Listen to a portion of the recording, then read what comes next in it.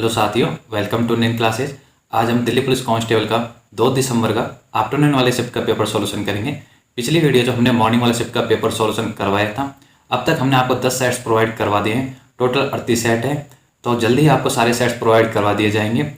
Delhi police constable के previous year के paper जो 2020 में कंडक्ट करवाए थे, ये आपके लिए बहुत इंपॉर्टेंट है, क्योंकि दिल्ली पुलिस कांस्टेबल का एग्जाम एसएससी करवा रही है और एसएससी हमेशा प्रीवियस ईयर के क्वेश्चन के इर्द गिर्द ही आपसे क्वेश्चन पूछती है। तो प्रीवियस ईयर पेपर आपके लिए बहुत इंपॉर्टेंट है। इन्हीं के बेस पर आप आगे की रणनीति बना सकते हो कि किस टॉपिक को कितना टाइम देना है, कहाँ से क्वेश्चन आते हैं और किस टॉपिक से कितने क्वेश्चन आते हैं और किस लेवल के आते हैं। तो ये सारी चीज़ें आपको प्रीवियस ईयर पेपर से ही क्लियर होगी। तो ये आपके लिए बहुत ज़्यादा जरूरी है, इसलिए आप सारे 38 सेट्स अच्छे से कर लें। मैं आपको जल्दी ही सारे सेट्स प्रोवाइड करवा दूंगा। चलिए क्लास स्टार्ट करते हैं। क्वेश्चन नंबर फर्स्ट, जनप्रतिनिधित्व अधिनियम 1951 के अनुसार किसी व्यक्ति के संसद के दोनों सदनों हेतु चुने जाने की स्थिति में उसे कितने दिनों के अंदर सूचित करना होता है कि वह किस सदन में कार्य करना चाहता है। तो इसका राइट आंसर हो जाएगा ऑप्शन नंबर 2, 10 दिनों के अंदर। संविधान के अनुच्छेद 101 के तहत जनप्रतिनिधित्व अधिनियम 1951 की धारा 68(1) के साथ एक व्यक्ति एक साथ संसद के दोनों सदनों या संसद और राज्य विधानमंडल दोनों का सदस्य नहीं हो सकता या सदन में एक से अधिक सीटों का प्रतिनिधित्व नहीं कर सकता। सदस्य को 10 दिनों के भीतर सूचित करना होगा कि वह किस सदन में सदस्य बनना चाहता है। उन्हें भारत के चुनाव आयोग के सचिव को 10 दिन के भीतर लिखित रूप में अपनी पसंद को सूचित करना होगा। क्वेश्चन नंबर 2, 92वें अकादमी पुरस्कारों में सर्वश्रेष्ठ फिल्म का ऑस्कर पुरस्कार जीतने वाली पहली गैर अंग्रेजी फीचर फिल्म कौन सी है। तो इसका राइट आंसर हो जाएगा ऑप्शन नंबर 3, पैरासाइट। दक्षिण कोरिया फिल्म पैरासाइट फरवरी 2020 में अकादमी पुरस्कार के 92वें वर्ष के इतिहास में सर्वश्रेष्ठ चित्र पुरस्कार जीतने वाली पहली गैर अंग्रेजी भाषा की फिल्म बन गई। इस फिल्म ने सर्वश्रेष्ठ निर्देशक, सर्वश्रेष्ठ अंतर्राष्ट्रीय फिल्म और सर्वश्रेष्ठ पटकथा के लिए पुरस्कार भी जीते। फिल्म का निर्देशन बोंग जून हो ने किया है। क्वेश्चन नंबर 3, निम्नलिखित में से कौन सा जैन धर्म का एक संप्रदाय है। तो इसका राइट आंसर हो जाएगा ऑप्शन नंबर 2, दिगंबर। दिगंबर जैन धर्म के 2 प्रमुख संप्रदायों में से एक है, दूसरा श्वेतांबर है। संस्कृत भाषा दिगंबर का अर्थ है दिक प्लस अंबर, अर्थात दिशा ही उनका अंबर यानी वस्त्र है। दिगंबर जैन समुदाय वर्तमान में मुख्य रूप से कर्नाटक के जैन मंदिरों, दक्षिण महाराष्ट्र और मध्य प्रदेश के कुछ भागों में रहते हैं।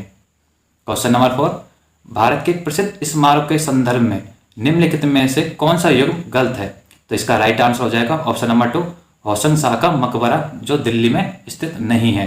होशंग शाह इनका शासनकाल होता 1406 से 35।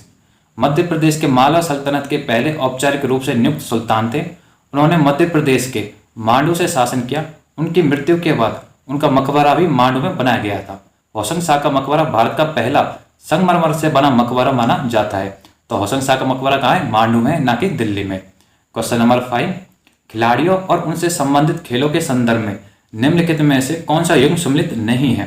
तो इसका राइट आंसर हो जाएगा ऑप्शन नंबर 4, टाइगर वुड्स, जो कि स्कूनर से संबंधित नहीं है। इसका राइट आंसर हो जाएगा ऑप्शन नंबर 4, टाइगर वुड्स एक अमेरिकी पेशेवर गोल्फर हैं। वह अगस्त 1999 से सितंबर 2004 तक और जून 2005 से अक्टूबर 2010 तक विश्व में शीर्ष रैंक पर रहने वाले गोल्फर थे। इस दौरान उन्होंने गोल्फ की 13 बड़ी चैंपियनशिप जीती। वुड्स को व्यापक रूप से सभी समय के महानतम गोल्फरों में से एक माना जाता है। क्वेश्चन नंबर 6, आंग्ला मैसूर युद्ध का समापन निम्नलिखित में से किस के साथ हुआ था। तो इसका राइट आंसर हो जाएगा ऑप्शन नंबर 1, सेरिंगपटम की लड़ाई।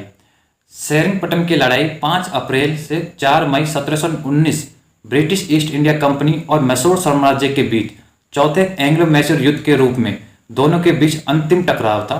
अंग्रेजों ने हैदराबाद और मराठों के निजाम की मदद से लड़ाई में निर्णायक जीत प्राप्त की। मैसूर के शासक टीपू सुल्तान युद्ध के दौरान मारे गए थे। क्वेश्चन नंबर 7, यूनेस्को द्वारा चिन्हित छाऊ या छऊ नृत्य के संदर्भ में निम्नलिखित में से कौन सी छऊ नृत्य की शैली नहीं है। तो इसका राइट आंसर हो जाएगा ऑप्शन नंबर 1, कच्छ छऊ। ये छऊ नृत्य की शैली नहीं है। बाकी तीनों ऊपर फर्स्ट, सेकंड, थर्ड, ये तीनों छऊ नृत्य की शैली है। मयूरभंज छाऊ, सेरिकल्ला छाऊ और पुरुलिया छाऊ। छऊ या छऊ के 3 प्रमुख रूप हैं, जिन्हें प्रत्येक को उनसे संबंधित भौगोलिक नाम से जानते हैं। ये हैं झारखंड का सरायकेला छाऊ, उड़ीसा का मयूरभंज छाऊ और पश्चिम बंगाल का पुरुलिया छाऊ। छाऊ का एक अर्थशास्त्रीय भारतीय नृत्य है जिसमें मार्शल, आदिवासी और लोक परंपराएं निहित हैं। छाव को 2010 में मानवता की एक अमूर्त सांस्कृतिक विरासत की यूनेस्को की प्रतिनिधि सूची में अंकित किया गया था। क्वेश्चन नंबर 8, ईसा मसीह के पुनर्जीवित हो उठने के प्रति विश्वास के रूप में निम्नलिखित में से कौन सा पर्व मनाया जाता है? तो इसका राइट आंसर हो जाएगा ऑप्शन नंबर 2, ईस्टर। ईस्टर मरे हुए यीशु के जीवित होने की याद में मनाया जाने वाला त्यौहार है। यह न्यू टेस्टामेंट में वर्णित किया गया है, जो कलवरी 30 ईस्वी सदी में रोमनों द्वारा यीशु को सूली पर चढ़ाए जाने के तीसरे दिन बाद हुआ था। उत्तरी वसंत विषुव के पहली पूर्णिमा के बाद पहले रविवार को 21 मार्च से 25 अप्रैल के बीच ईस्टर मनाया जाता है। क्वेश्चन नंबर 9, अगस्त 2020 तक की स्थिति के अनुसार संस्कृति मंत्रालय ने भारतीय पुरातत्व संरक्षण के कितने नए मंडलों की घोषणा की है? तो इसका राइट आंसर हो जाएगा ऑप्शन नंबर 2, 7 मंडलों की घोषणा की है अगस्त 2020। संस्कृति मंत्रालय ने 26 अगस्त 2020 को मध्य प्रदेश, तमिलनाडु, उत्तर प्रदेश, कर्नाटक, पश्चिम बंगाल और गुजरात में भारतीय पुरातत्व सर्वेक्षण के 7 नए क्षेत्रों की घोषणा की। चित्रे, रायगंज, राजकोट, जबलपुर, झांसी और मेरठ को नए मंडल के रूप में घोषित किया गया। इसके अलावा हम्पी उप क्षेत्र को अब एक नए पूर्ण सर्किल चक्र में बदल दिया गया है। क्वेश्चन नंबर 10, भारत में कौन से संवैधानिक संशोधन अधिनियम 1988 द्वारा मतदान की आयु 21 वर्ष से घटकर 18 वर्ष कर दी गई है? तो इसका राइट आंसर हो जाएगा ऑप्शन नंबर 2, 61वें संविधान संशोधन द्वारा। भारतीय संविधान अधिनियम 1988 के 61वें संविधान संशोधन ने लोकसभा और राज्य की विधानसभाओं के चुनावों की मतदान आयु 21 वर्ष से घटाकर 18 वर्ष कर दी। यह संविधान के अनुच्छेद 326 में संशोधन करके किया गया था, जो लोकसभा और विधानसभाओं के चुनावों से संबंधित है। क्वेश्चन नंबर 11, अंधेर नगरी चौपट राजा नामक नाटक निम्नलिखित में से किसके द्वारा लिखा गया? तो इसका राइट आंसर हो जाएगा ऑप्शन नंबर 3, भारतेंदु हरिश्चंद्र। अंधेरी नगरी चौपट राजा भारतेंदु हरिश्चंद्र का सबसे प्रसिद्ध नाटक है। भारतेंदु ने एक ही दिन में बनारस के हिंदू राष्ट्रीय रंगमंच के लिए इसकी रचना की। यह नाटक मूलतः अंग्रेजी के निरंकुश प्रशासन व्यवस्था पर एक तीखा व्यंग्य है। क्वेश्चन नंबर 12, पंजाब हिमालय किन नदियों के मध्य स्थित है? तो इसका राइट आंसर हो जाएगा ऑप्शन नंबर 2, सिंधु और सतलज नदी के मध्य। पंजाब हिमालय, जिसे पश्चिमी हिमालय भी कहा जाता है, हिमालय पर्वत श्रृंखला का सबसे पश्चिमी भाग है, जो मुख्य रूप से भारत के कश्मीर तथा हिमाचल क्षेत्र और पाकिस्तान में स्थित है। यह सिंधु नदी के मोड़ से सतलज नदी के दक्षिणी पूर्व तक फैला हुआ है। ऊपरी सिंधु उन्हें उत्तर में काराकोरम श्रेणी से अलग करती है। क्वेश्चन नंबर 13, भारत में निम्नलिखित में से कौन सा बजट का एक प्रकार नहीं है? तो इसका राइट आंसर हो जाएगा ऑप्शन नंबर 3, आरक्षित बजट का एक प्रकार नहीं है। बाकी अधिशेष, संतुलित और घाटा ये बजट के एक प्रकार होते हैं। भारत में बजट 3 मुख्य श्रेणियों के अंतर्गत आते हैं: संतुलित बजट, अधिशेष बजट और घाटा बजट। बजट का वर्गीकरण इस बात पर निर्भर करता है कि सरकार द्वारा प्रति वर्ष अनुमानित खर्च अनुमानित प्राप्तियों की तुलना में कम है या अधिक है। क्वेश्चन नंबर 14, निम्नलिखित में से कौन प्रथम भारत रत्न पुरस्कार प्राप्तकर्ताओं में से एक है? तो इसका राइट आंसर हो जाएगा ऑप्शन नंबर 2, सीवी रमन। प्रथम भारत रत्न सी राजगोपालाचारी, सर्वपल्ली राधाकृष्णन और सीवी रमन को प्रदान किया गया। सीवी रमन एक भारतीय भौतिक विज्ञानी थे, जो मुख्य रूप से प्रकाश प्रकीर्णन के क्षेत्र में अपने काम के लिए जाने जाते हैं। रमन ने 1930 का भौतिकी का नोबेल पुरस्कार जीता और विज्ञान की किसी भी शाखा में नोबेल पुरस्कार पाने वाले पहले एशियाई व्यक्ति बने। क्वेश्चन नंबर 15, मांडवी सागर तट किस राज्य में स्थित है? तो इसका राइट आंसर हो जाएगा ऑप्शन नंबर 2, गुजरात में स्थित है। मांडवी सागर बीच गुजरात के कच्छ जिले में स्थित है। यह क्षेत्र समुद्र तट अरब सागर का भाग है। मांडवी बीच एक प्राचीन और शांत समुद्र तट है, जो इस क्षेत्र में सबसे लोकप्रिय छुट्टी स्थलों में से एक है। यह अपनी कैंपिंग और वाटर स्पोर्ट्स सुविधाओं के लिए लोकप्रिय है। क्वेश्चन नंबर 16, मुगल बादशाह ने बीजापुर और गोलकुंडा को अपनी अधीन कर लिया था, तो कौन से मुगल बादशाह ने कर लिया था? इसका राइट आंसर हो जाएगा ऑप्शन नंबर 1, औरंगजेब ने। 1686 में बीजापुर को औरंगजेब ने जीत लिया, जिससे आदिल शाही वंश का अंत हो गया। गोलकुंडा सल्तनत के कुतुब शाही वंश ने 171 वर्षों तक शासन किया, जब तक कि मुगल सम्राट औरंगजेब की सेना ने उसके किले को घेर नहीं लिया और धोखे से उसमें प्रवेश करके 1687 में गोलकुंडा पर विजय नहीं प्राप्त कर ली। क्वेश्चन नंबर 17, कवयित्री लल्लल खद्वात ने निम्नलिखित में से किस क्षेत्र से संबंधित है? तो इसका राइट आंसर हो जाएगा ऑप्शन नंबर 4, कश्मीर से संबंधित है। लल्लल दत्त, जिसे लल्लेश्वरी के नाम से भी जाना जाता है, कश्मीर शैववाद के दर्शन शास्त्र की एक कश्मीरी रहस्यवादी थी। वह वत्सुन या वक्ष नामक रहस्यवादी कविता की शैली का निर्माता थी। शाब्दिक रूप से वाघ संस्कृत वाघ से, लाल वक्ष से नाम से मशहूर उनकी कविताएं कश्मीरी भाषा की शुरुआती रचना हैं और आधुनिक कश्मीरी साहित्य के इतिहास का एक महत्वपूर्ण भाग है। क्वेश्चन नंबर 18, 2016 के ग्रीष्मकालीन ओलंपिक में साक्षी मलिक ने निम्नलिखित में से किस खेल में कांस्य पदक जीता था? तो इसका राइट आंसर हो जाएगा ऑप्शन नंबर 3, कुश्ती में। साक्षी मलिक, जिनका जन्म 3 सितंबर 1992 में हुआ था, एक भारतीय फ्री स्टाइल पहलवान है। 2016 के ग्रीष्मकालीन ओलंपिक में उसने 58 किलोग्राम वर्ग में कांस्य पदक जीतकर ओलंपिक में पदक जीतने वाली पहली भारतीय महिला पहलवान बन गई। मलिक ने इससे पहले ग्लासगो में 2014 राष्ट्रमंडल खेलों में रजत पदक जीता था। क्वेश्चन नंबर 19, किस वर्ष में विमुद्रीकरण भारत सरकार द्वारा की गई एक नई पहल थी? तो इसका राइट आंसर हो जाएगा नवंबर 2016 में। नवंबर 2016 को भारत सरकार ने महात्मा गांधी श्रृंखला के सभी 500 और 1000 रुपये के नोटों के विमुद्रीकरण की घोषणा की। इसने विमुद्रीकृत बैंक नोट के बदले में 500 रुपये और 2000 रुपये के नए नोट जारी करने की भी घोषणा की। इस कदम का उद्देश्य छाया या आभासी अर्थव्यवस्था पर अंकुश लगाना और आतंकवाद को निधि देने के लिए अवैध और नकली नकदी के उपयोग को कम करना है। बेसिकली यह भ्रष्टाचार को कम करने के लिए उठाया गया कदम था। क्वेश्चन नंबर 20, निम्नलिखित में से कौन सा एक जल जनित रोग है? तो इसका राइट आंसर हो जाएगा option number 4, E coli. E coli एक जल जनित रोग है। ई कोलाई आंतों में पाया जाने वाला एक प्रकार का बैक्टीरिया है। ई कोलाई को कुछ प्रकार के संक्रमण, दस्त तथा निर्जलीकरण जैसे गंभीर लक्षण पैदा कर गुर्दे की विफलता को जन्म दे सकते हैं। ई कोलाई संक्रमण का मुख्य कारण दूषित भोजन खाना है। क्वेश्चन नंबर 11, अगस्त 2020 तक की स्थिति के अनुसार निम्नलिखित में से किस राज्य में द्विसदन प्रणाली लागू है? तो इसका राइट आंसर हो जाएगा ऑप्शन नंबर 2, महाराष्ट्र। 28 राज्यों और 8 केंद्र शासित प्रदेशों में से भारत में केवल 6 राज्य आंध्र प्रदेश, बिहार, कर्नाटक, महाराष्ट्र, तेलंगाना और उत्तर प्रदेश में द्विसदनीय विधानसभा हैं। बाकी सभी में एकात्मक विधानसभा हैं। एक द्विसदनीय विधानमंडल दोनों सदनों विधानसभा और विधान परिषद के साथ एक विधायी निकाय है। क्वेश्चन नंबर 22, निम्नलिखित में से कौन अपनी चित्रकारी में विशेषज्ञता के लिए नहीं जाना जाता? तो इसका राइट आंसर हो जाएगा ऑप्शन नंबर 3, हबीब तनवीर। हबीब तनवीर एक लोकप्रिय भारतीय उर्दू हिंदी नाटककार, थिएटर निर्देशक, कवि और अभिनेता थे। वे आगरा बाजार और चरणदास चोर जैसे नाटकों के लेखक थे। उर्दू और हिंदी रंगमंच में अग्रणी, उन्होंने छत्तीसगढ़ी आदिवासियों के साथ अपने काम के लिए जाना जाता है। क्वेश्चन नंबर 23, पैन अंकीय एक अद्वितीय अक्षर अंकीय संख्या होती है जिसे आयकर विभाग द्वारा जारी किया जाता है। तो ये कितने अंक का होता है? ये 10 अंकीय होता है। इसका राइट आंसर हो जाएगा ऑप्शन नंबर 4। एक स्थायी खाता संख्या पैन एक 10 वर्ण अक्षर अंकीय पहचान करता है जिसे भारतीय आयकर विभाग द्वारा पैन कार्ड के रूप में जारी किया जाता है। पहले 5 वर्ण अक्षर डिफॉल्ट रूप में अपर केस होते हैं, मतलब अंग्रेजी का अल्फाबेट होते हैं। उसके बाद 4 अंक होते हैं जो कि नंबर होते हैं और अंतिम 10वां वर्ण एक अक्षर होता है, एक अल्फाबेट होता है।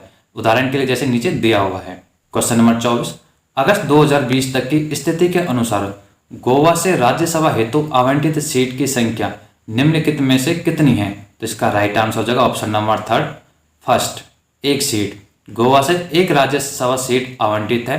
भारतीय जनता पार्टी के विनय तेंदुलकर वर्तमान में गोवा से राज्यसभा सदस्य हैं। गोवा राज्य संसद के 2 सदस्यों को भी लोकसभा में भेजता है। क्वेश्चन नंबर 25, भारत सरकार ने को मिलाकर अपनी परिचालन अवधि के रूप में 15वें वित्त आयोग का गठन किया है। तो इसका राइट आंसर हो जाएगा ऑप्शन नंबर 2, 2020 से 2025 को मिला के।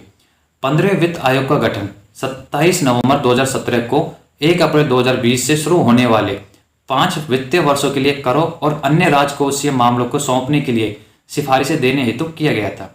इसे 2021-22 से 2025-27 तक 5 साल के लिए अपनी सिफारिशें देनी होंगी।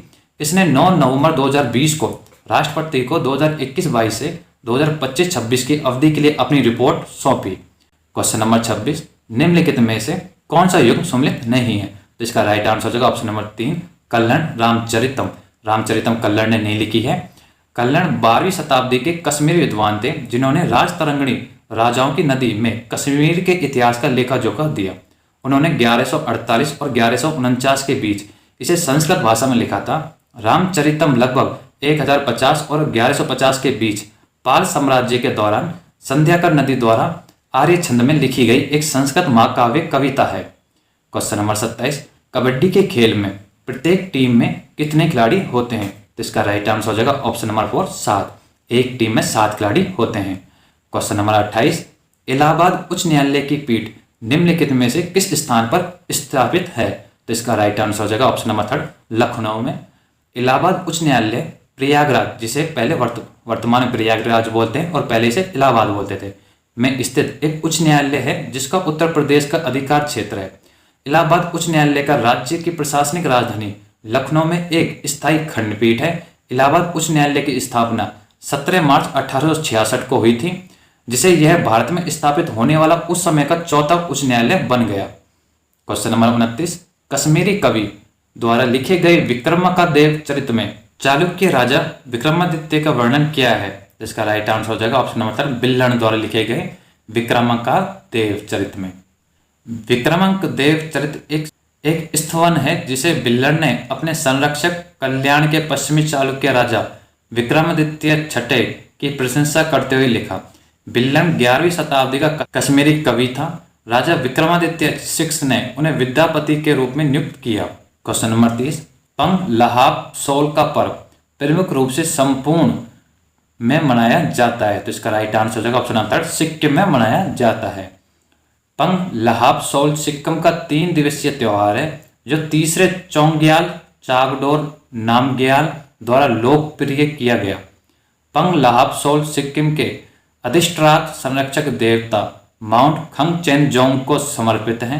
यह त्यौहार सिक्किम के सभी संरक्षक देवताओं जैसे कि डोंगा, गोनपा और ड्रैगपो देशी को श्रद्धांजलि देता है। तो हमको त्यौहार हमेशा पूर्वी राज्य के ज़्यादा पूछे जाते हैं, तो पूर्वी राज्य के त्यौहार आपको अच्छे से करके जाना है। क्वेश्चन नंबर 31, उज्जैन किस नदी के पूर्व की ओर मालवा के पठार पर स्थित है? तो इसका राइट आंसर हो जाएगा ऑप्शन नंबर 1, शिप्रा नदी। उज्जैन मालवा पठार पर शिप्रा नदी के पूर्व में चंबल नदी की एक सहायक नदी पर स्थित है। उज्जैन कुंभ मेला प्रत्येक 12 वर्ष में एक बार इस नदी के तट पर आयोजित किया जाता है। उज्जैन एक प्राचीन शहर है जो कभी अवंती साम्राज्य की राजधानी था और 16 महाजनपदों में से एक था। क्वेश्चन नंबर 32, 15 अप्रैल 1658 को औरंगजेब और महाराजा जसवंत सिंह के बीच हुई धर्मंतपुर की लड़ाई किस नदी के तट पर लड़ी गई थी? तो इसका राइट आंसर हो जाएगा ऑप्शन नंबर 1, नर्मदा नदी के तट पर। धर्मंतपुर की लड़ाई 15 अप्रैल 1658 को उज्जैन के पास नर्मदा नदी के तट पर लड़ी गई थी। औरंगजेब और मुराद की संयुक्त सेना ने अंत में जसवंत सिंह को हराया। जसवंत सिंह ने यह लड़ाई द्वारा सिखों की सहायता और समर्थन में लड़ी थी। फ्रांसीसी यात्री बर्नियर ने इस लड़ाई का ज्वलंत वर्णन किया है। क्वेश्चन नंबर 33, विश्व जल दिवस प्रतिवर्ष कब मनाया जाता है? तो इसका राइट आंसर हो जाएगा ऑप्शन नंबर 2, 22 मार्च को मनाया जाता है विश्व जल दिवस। विश्व जल दिवस 1993 से प्रतिवर्ष 22 मार्च को आयोजित किया जाता है। इस दिन का उपयोग मीठे पानी के संसाधनों के स्थायी प्रबंधन की वकालत करने के लिए किया जाता है। इसका उद्देश्य विश्व के सभी देशों में स्वच्छ एवं सुरक्षित जल की उपलब्धता सुनिश्चित करवाना है, साथ ही जल संरक्षण के महत्व पर भी ध्यान केंद्रित करना है। क्वेश्चन नंबर 34, निम्नलिखित में से किसे प्रथम कारखाना अधिनियम 1881 के अधिनियमन का श्रेय दिया जाता है जिसमें बाल रोजगार को विनियमित करने के प्रावधान थे? तो इसका राइट आंसर हो जाएगा ऑप्शन नंबर 1, लॉर्ड रिपन। पहला कारखाना अधिनियम लॉर्ड रिपन द्वारा पारित किया गया था। इस अधिनियम में 7 वर्ष से कम उम्र के बच्चों के काम करने पर प्रतिबंध लगाने और 12 वर्ष से कम उम्र के बच्चों के लिए काम के घंटे सीमित करने का प्रावधान था। इस अधिनियम के बाद 1885 में एक फैक्ट्री आयोग की नियुक्ति की गई। लॉर्ड रिपन 1880 से 1884 के दौरान भारत का वायसराय था।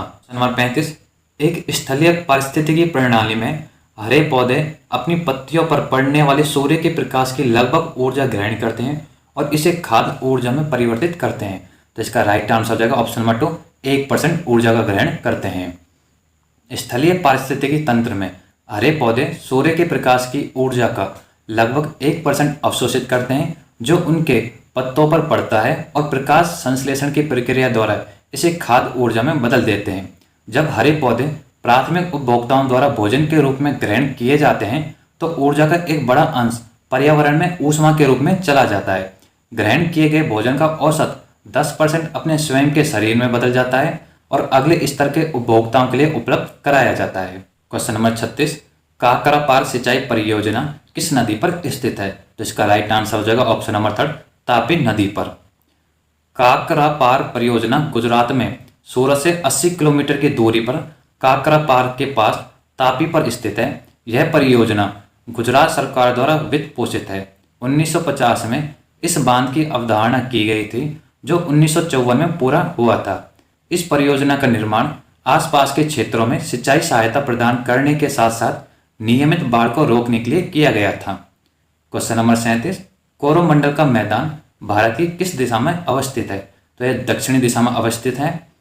कोरोमंडल मैदान, जिसे कोरोमंडल तट के रूप में भी जाना जाता है, पूरी तमिलनाडु दक्षिणी भारत में एक व्यापक तटीय मैदान है। लगभग 22,800 वर्ग किलोमीटर के क्षेत्र में फैले यह उत्तर में उत्कल मैदान से पूर्व में बंगाल की खाड़ी, दक्षिण में कावेरी डेल्टा और पश्चिम में पूर्वी घाट से घिरा है। क्वेश्चन नंबर 38, 30 जून 2020 तक की स्थिति के अनुसार पारस्परिक समझ के माध्यम से राष्ट्रीय एकता को बढ़ावा देने के लिए एक भारत श्रेष्ठ भारत कार्यक्रम के अंतर्गत निम्नलिखित में से किस राज्य को हिमाचल प्रदेश के साथ जोड़ा गया है? तो इसका राइट आंसर हो जाएगा ऑप्शन नंबर 1, केरल राज्य को। हिमाचल प्रदेश फरवरी 2020 में भारत सरकार के एक प्रमुख कार्यक्रम एक भारत श्रेष्ठ भारत के तहत सांस्कृतिक आदान प्रदान के लिए केरल के साथ जोड़ा गया था।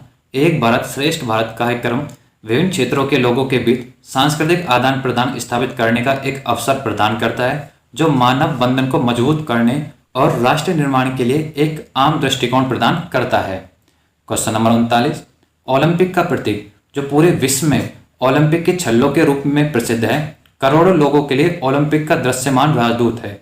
इसमें छल्ले का निम्नलिखित में से कौन सा रंग सम्मिलित नहीं है? तो कौन सा सम्मिलित नहीं है? वह है सफेद। इसका राइट आंसर हो जाएगा ऑप्शन नंबर 4। ओलंपिक खेलों के चिन्ह या प्रतीक के रूप में समान आयामों के आपस में जुड़े 5 छल्ले होते हैं जो 5 प्रमुख महाद्वीप एशिया, अमेरिका, ऑस्ट्रेलिया या ओशनिया, यूरोप और अफ्रीका को दर्शाते हैं। इन छल्लों को पीरे डी कुबर्तिन ने डिजाइन किया था, जिन्हें आधुनिक ओलंपिक खेलों का सह संस्थापक माना जाता है। ये 5 अलग अलग रंगों में उपयोग किए जाते हैं जो बाएं से दाएं नीले, पीले, काले, हरे और लाल रंग के होते हैं। ओलंपिक प्रतीक ओलंपिक आंदोलन की गतिविधि को व्यक्त करता है और 5 महाद्वीपों के संघ और ओलंपिक खेलों में विश्व भर के एथलीटों की बैठक का प्रतिनिधित्व करता है। क्वेश्चन नंबर 40, देशों और उनकी राजधानियों के संदर्भ में निम्नलिखित में से कौन सा युग्म सही है? तो इसका राइट आंसर हो जाएगा ऑप्शन नंबर 1, म्यांमार, जिसकी राजधानी नायपीडो। नैपीदावा म्यांमार की राजधानी है। म्यांमार की राजधानी यागून या रंगून से 320 किलोमीटर उत्तर में स्थानांतरित की गई थी और आधिकारिक तौर पर मार्च 2006 में नैपीदाव नाम दिया गया था। नैपीदाव को म्यांमार के सैन्य जुंटों द्वारा गोपनीयता में बनाया गया था। क्वेश्चन नंबर 41, निम्नलिखित में से किस योजना का संबंध वित्त मंत्रालय से नहीं है? तो इसका राइट आंसर हो जाएगा ऑप्शन नंबर 4, प्रधानमंत्री कौशल विकास योजना। प्रधानमंत्री कौशल विकास योजना कौशल विकास और उद्यमिता मंत्रालय की एक कौशल विकास पहल योजना है। यह राष्ट्रीय कौशल विकास निगम के माध्यम से कार्यान्वित किया जाता है। PMKVY को जुलाई 2015 में शुरू किया गया था।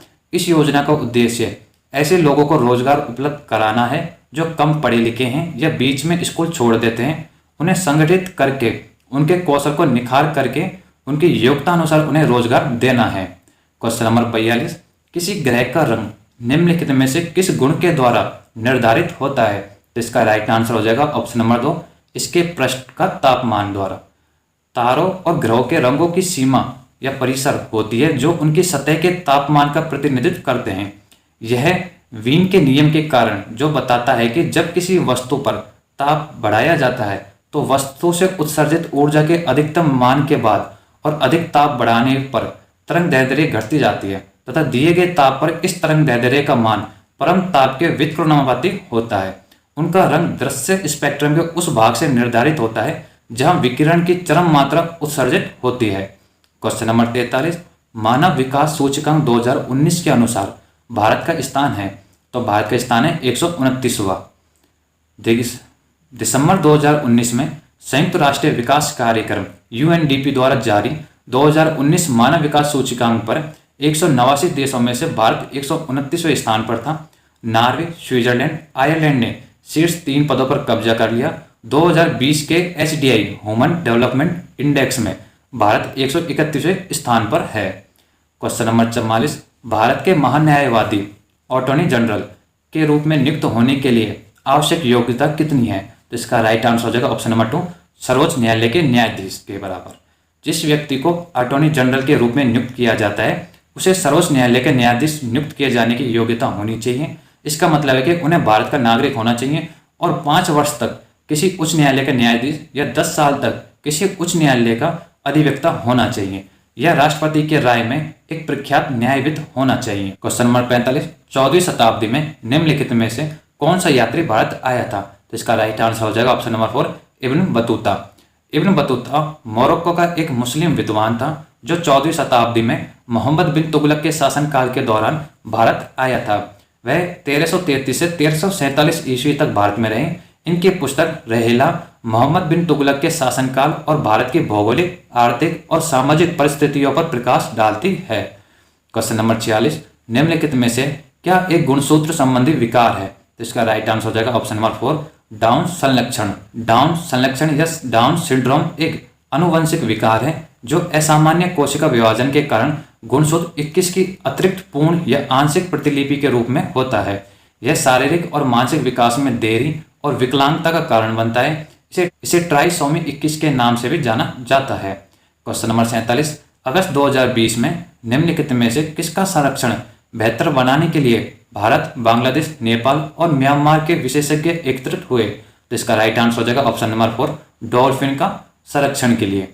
अगस्त 2020 में भारत, बांग्लादेश, नेपाल और म्यांमार के विशेषज्ञ इस क्षेत्र में नदी डॉल्फिन के संरक्षण को बढ़ावा देने के लिए एक साथ मंच पर आए। नदी डॉल्फिन एक अनोखी प्रजाति है जो मुख्य रूप से एशिया और दक्षिण अमेरिकी नदियों में पाई जाती है।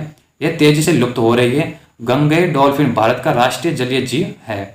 क्वेश्चन नंबर 48, बजट 2020-21 के अनुसार पोषण संबंधी कार्यक्रमों के लिए वित्तीय वर्ष 2020-21 हेतु निम्नलिखित में से कितनी राशि प्रस्तावित की गई है? तो इसका राइट आंसर हो जाएगा option number 4, 35,600 crore. Question number 49, 30 जून 2020 तक की स्थिति के अनुसार भारत में निम्नलिखित में से किस उत्पाद को GST के दायरे से बाहर रखा गया है? तो इसका राइट आंसर हो जाएगा ऑप्शन नंबर 4, मानव उपभोग हेतु मदिरा, एल्कोहल को GST से बाहर रखा गया है। वर्तमान में मानव उपभोग के लिए मादक शराब राज्य उत्पाद शुल्क और बिक्री पर स्थानीय वैट के अधीन है। इसे GST से बाहर रखा गया है। शराब को मुख्य रूप से GST शासन के दायरे में नहीं लाया गया था ताकि यह सुनिश्चित किया जा सके कि राज्य सरकारों को राजस्व का एक मजबूत प्रवाह GST से जो भी मिलता है उसके अलावा जारी है। यह अनुमान है कि शराब और बियर पर कर से राज्य सरकारों को सालाना लगभग 90,000 करोड़ रुपए मिलते हैं। क्वेश्चन नंबर 50, निम्नलिखित में से कौन सा भाग मानव की कंकालीय संरचना से संबंधित है? तो इसका राइट आंसर हो जाएगा ऑप्शन नंबर 2, जांघ की हड्डी। फीमर, जिसे जांघ की हड्डी को फीमर बोलते हैं। फीमर मानव जांघ के भीतर स्थित एकमात्र हड्डी है। यह मानव शरीर में सबसे लंबी और सबसे मजबूत हड्डी है जो कूल्हे से घुटने तक फैली होती है। फीमर का सिरा पेल्विक हड्डी में एसिटाबुलम से जुड़कर कोलों का जोड़ बनाता है, जबकि फीमर का दूरस्थ भाग टीबिया और नी कैप जोड़ बनाता है। फीमर का दूरस्थ भाग टीबिया और नी कैप से जुड़कर घुटने का जोड़ बनाता है। ये हमारे पूरे GK 50 क्वेश्चन है। अब रीजनिंग वाले सेक्शन की बात करते हैं।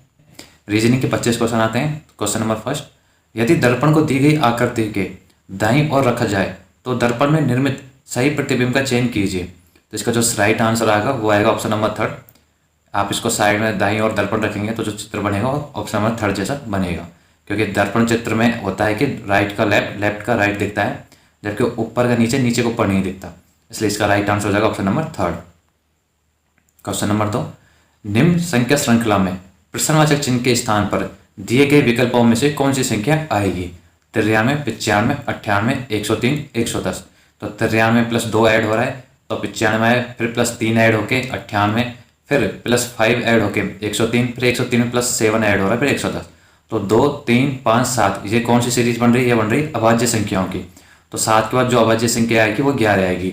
तो 110 में जब हम 11 ऐड करेंगे तो आ जाएगा 121। तो इसका राइट आंसर हो जाएगा option number third. Question number 3, एक निश्चित कोड भाषा में होम को ELJB के रूप में लिखा जाता है, उसी कोड भाषा में किस शब्द को ARHB के रूप में लिखा जाएगा? तो इसका राइट आंसर हो जाएगा ऑप्शन नंबर थर्ड, DUKE को ARHB के रूप में लिखा जाएगा। वो कैसे, वो देख लेते हैं। जैसे कि चित्र में दिया हुआ है, H कितने पे आता है? 8 पे आता है, O 15 पे, M 13 पे और E 5 पे। तो हम इसमें सब में -3 करेंगे तो 8 में से -3 के तो 5 पे E आता है। ऐसे 15 में -3 करेंगे तो 12 पे L, 13 में -3 करेंगे 10 पे J और 5 में -3 करेंगे 2 तो 2 पे B। तो हमको ELJB इस प्रकार लिखा जा रहा है। अब हमसे पूछा है ARHB किसे लिखा गया होगा? तो ARHB जब आया होगा तब -U, जब उसमें से माइनस किया गया होगा -3। तो अब हमको वो पिछली वाली लाना है, तो पिछले के जाने के लिए हम +3 ऐड करते चलेंगे। तो A 1 पे आता है तो +3 ऐड करेंगे तो 4 पे D हो जाएगा। R हमारा 18 पे आता है तो +3 करेंगे तो 21 पे U आता है। H हमारे 8 पे आता है, 8 में +3 ऐड करेंगे तो 11 पे K आ जाएगा। B 2 पे आता है तो 2 में 3 ऐड करेंगे तो 5 पे E। तो ARHB DUKE को लिखा गया है। अब DUKE को -3 करेंगे तो वापस से ARHB आ जाएगा। क्वेश्चन नंबर 4, निम्न संख्या श्रृंखला में प्रश्नवाचक चिन्ह के स्थान पर दिए गए विकल्पों में से कौन सी संख्या आएगी? 1713, 1311, 117, 75। उसके बाद जो संख्या आएगी वो आएगी 51। इसका राइट आंसर हो जाएगा ऑप्शन नंबर फर्स्ट। वो कैसे, वो देख लेते हैं। जैसे कि हमको चित्र में दिया है कि 1713, तो 17 - 13 करेंगे तो 4 आएगा। और ऐसे फिर आया 1311, तो 13 - 11 करेंगे 2 आएगा। तो पहले 4 आया इनका डिफरेंस, फिर 2 आया, फिर 11 7, तो पहले हम 2 डिजिट और लास्ट का 1, तो 11 - 7 करेंगे तो 4, तो फिर से 4, फिर 75 है तो 7 - 5 बराबर 2, तो पहले 4 आया, फिर 2, फिर 4, फिर 2। तो अब हमारे पास नेक्स्ट आएगा जो उनका डिफरेंस 4 आएगा, तो वो 4 51 में ही आ रहा है कि 5 में से 1 जाएगा तो 4 आएगा। तो इसका राइट आंसर हो जाएगा option number first 51। Question number 5, उस विकल्प का चयन कीजिए जिसका तीसरे शब्द से वही संबंध है जो दूसरे शब्द का पहले शब्द से है। अंगुली, अंगूठी, ठगना। तो अंगुली उसमें अंगूठी पहनी जाती है, ऐसे ठगना में पायल पहनी जाती है। तो इसका राइट आंसर हो जाएगा ऑप्शन नंबर 2। जैसे कि हमको दिया हुआ है दूसरा पहले में पर पहना जाता है, अंगूठी को अंगुली में पहना जाता है, उसी प्रकार पायल को ठगने के गिर्द पहना जाता है। क्वेश्चन नंबर 6, वह विकल्प आकृति चुने जो दी गई आकृति में सन्निहित नहीं है, घुमाने की अनुमति नहीं है। तो घुमाने की अनुमति नहीं है तो इसका राइट आंसर हो जाएगा ऑप्शन नंबर 4। ये 4 आकृति इस आकृति में सन्निहित नहीं है, तो इसका राइट आंसर हो जाएगा ऑप्शन नंबर 4। क्वेश्चन नंबर 7, निम्न अंकित 4 आकृतियों में से 3 में एक निश्चित प्रकार की समानता है और एक असंगत है, उस असंगत आकृति को चुने। तो वो असंगत आकृति हो जाएगी ऑप्शन नंबर 2। इसका राइट आंसर, क्योंकि ऑप्शन नंबर फर्स्ट, थर्ड और फोर्थ में हमको जो ये रेखाएं दी हुई हैं, इन रेखाओं के दोनों रेखाओं के अपनी अपनी साइड को एक आयत बना हुआ है, लेकिन ऑप्शन नंबर 2 में एक ही रेखा के दोनों साइड को आयत बने हुए हैं, जबकि दूसरी रेखा पर कोई भी आयत नहीं है। इसका राइट आंसर हो जाएगा ऑप्शन नंबर 2। क्वेश्चन नंबर 8, एक घन के 6 मुखों पर 6 विभिन्न प्रतीक बने हैं। प्रतीक हमको सबसे पहले हमको दिया हुआ है डार्क वाला आयत, या हम वर्ग बोल सकते हैं, फिर माइनस, फिर हमको एरो, फिर हमको वापस से वर्ग, फिर डिवाइड, फिर राइट है। उस घन के 3 विभिन्न स्थितियाँ दी गई आकृति में प्रदर्शित हैं, तो एरो के विपरीत कौन सा प्रतीक होगा? तो हम इसमें पास से आए, पासे में ये 6 हमको आकृति दी हुई हैं, तो इसमें हम देखेंगे कि जो इसका राइट आंसर का ऑप्शन नंबर 3 हो जाएगा। वो कैसे, वो इस प्रकार होगा कि हमको जो ये फर्स्ट बॉक्स और सेकंड बॉक्स में जब देखेंगे तो ये जो हमारा आयत है बिना डार्क वाला, इसको देखेंगे तो दोनों के जो आसन जो फलक है उन पे कौन कौन से चिन्ह आ रहे हैं? माइनस आ रहा है फर्स्ट आकृति में, और एक डार्क वाला आयत आ या वर्ग आ रहा है। दूसरे में हमको क्रॉस राइट के निशान आ रहा है और डिवाइड आ रहा है। तो ये तो आसन भुजाओं पर है, तो ये तो हमारे इनके अपोजिट हो ही नहीं सकते। तो ये 4 तो आसन भुजाओं पर गए, बचा कौन सा? तो बचा हमारा एरो वाला। तो जो हमारा जो इसका अपोजिट हो जाएगा एरो के, वो हमारा वर्ग हो जाएगा बिना डार्क वाला वर्ग। तो इसका राइट आंसर हो जाएगा ऑप्शन नंबर 3। अब हम बात करते हैं क्वेश्चन नंबर 9 की। उस विकल्प आकृति का चयन कीजिए जिसका आकृति सी से वही संबंध है जो आकृति बी का आकृति ए से है। तो हम देखेंगे ए और बी में संबंध है कि ए में जो विकर्ण है वो बी में नहीं है, तो विकर्ण गायब हो गए। इसी प्रकार सी और डी में संबंध हो जाएगा, जो सी में विकर्ण है वो गायब हो जाएंगे। तो ऑप्शन नंबर फर्स्ट जिसे आकृति बनेगी, इसका राइट आंसर हो जाएगा option number first. Question number 10, उस विकल्प आकृति का चयन कीजिए जिसका आकृति सी से वही संबंध है जो आकृति बी का आकृति ए से है। तो इसका राइट आंसर हो जाएगा डी की जगह आएगा option number 3।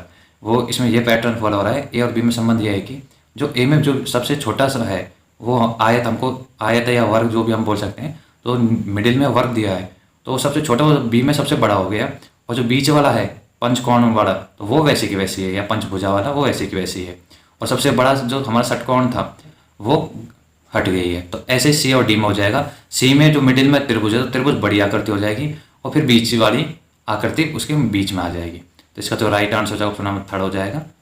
Question number 11, Neha एक वस्तु बेचना चाहती है, यदि वह 200% लाभ कमाना चाहे तो विक्रय मूल्य लागत मूल्य का कितना गुना होना चाहिए।